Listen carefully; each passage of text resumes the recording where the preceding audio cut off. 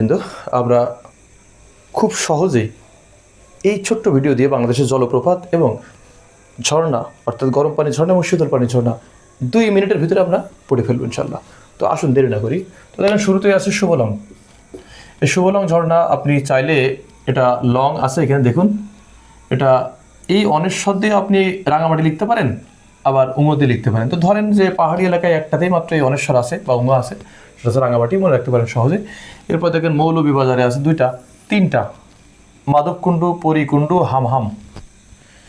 তো আপনারা যদি এটা মনে রাখতে চান তাহলে বুঝবেন যে জিন অর্থাৎ আমাদের মুসলিম ধর্ম অনুযায়ী জিন এক ধরনের অশরীরীয় বিষয়, অর্থাৎ সরাসরি দেখা যায় না, তবে এটা চাইলে মৌলবী বা হুজুররা তারা এটা বশ করতে পারে। তো যথারীতি তাই হয়েছে। সুতরাং বশ যেহেতু করে তাহলে মৌলবীদের বাড়ি তারা খাবারও খায়।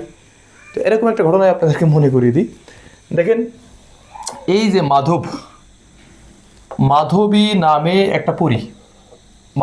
একটা পরী এই মৌলবীদের বাড়ি এসে হাম করে খাবার খায়। আপনারা জানেন যে হাম কথাটা বাচ্চাদের ক্ষেত্রে ব্যবহার করা হয়। তো কীরকম পরী আসে? বড় পরী, অর্থাৎ পরিকুণ্ড এবং মাধবকুণ্ড দুটো বড় জায়গা থেকে আসে, দুটা বড় পরী। মাধবী হচ্ছে বড় পরী, বড় লেখা। আর মৌলভীবাজারে এই হুজুরের বাড়ি এসে তারা হাম করে খাবার খায়। তো আপনারা সহজে এটা মনে করতে পারেন যে মৌলভীবাজারে আছে পরিকুণ্ডু, হাম এবং মাধবকুণ্ড। এরপরে আপনারা মনে করতে পারেন নাফাখুম, ফাইফি, বাকলা, রিজুক। নাফাখুম, ফাইফি, বাকলা, রিজুক। আচ্ছা দেখুন তো এই নামগুলো কি মনে হচ্ছে আমাদের কোনো মানুষের নাম? আমার তো মনে হয় না। নাফাখুম, ফাইফি, বাকলা, রিজুক এগুলো তো একটাও মানুষের নাম মনে হয় না, সবগুলো তো মনে হয় বাদরের নাম। ফলে এই 4টায় বাদর, অর্থাৎ বান্দরবনে। তো 4টা বান্দরবনের ভিতরে আপনারা যদি থানা চিন্তা করেন তাহলে দেখবেন ফাইফি, থাই, কং। আচ্ছা, এরপরে রিজুক, রুমা, আর বাকি দুটো আছে থানসি। তাহলে ফাই, থাই, রিজুক, রুমা, বাকি দুটো আছে থানসি। আর যদি আপনারা দেখেন শৈলপ্রপাত নামে একটা ঝর্ণাও আছে বান্দরবনে, শৈলপ্রপাত। তো এখানেও এটা মনে রাখা যায় যে এই যে 4টা বাদর অর্থাৎ বাকলাই, নাফাখুম, থাই, ফাইফি, এরপর রিজুক, এরা সবাই ওই বান্দরবনের ওই অঞ্চলে গেলেই